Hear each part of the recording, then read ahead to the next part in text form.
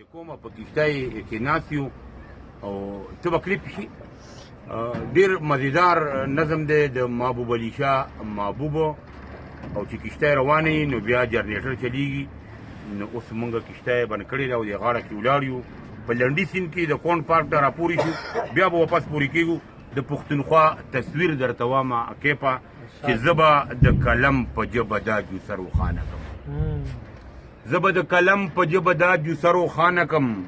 ته په دې تصویر کې بیا لږ رنګ د وفا واچوه، مخ به وله زه د اباسین په چپو ووینځم.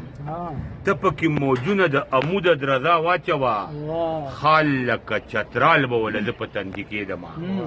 ته پې د بولان د پلوشو نه رڼا واچوه، هار د زمرودو د دې غر به ور په غاړه کړم.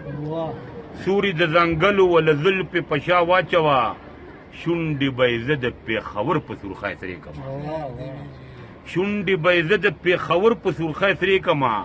ته پکې خیبر او تاتارې نه ځلا واچوه، سترګو له به زه د وطن ټوله بجلي راولم، سترګو له به زه د وطن ټوله بجلي راولم.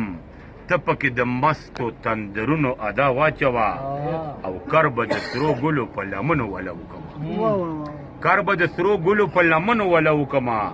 ته وله سور شال په ښکلي مخ د حیا واچوه، او رک دي شي پیزوان د مغلوال د غلامۍ نښه، رک دي شي پیزوان د مغلوال د غلامۍ نښه. ته ورته چارګل د پښتنو د انا واچوه، او نوم د پښتونخوا به وله زه په سینه ولیکم، خو ته پکې د اوږو او تږو برخه به را واچوه. ډېره مننه، ډېره مننه.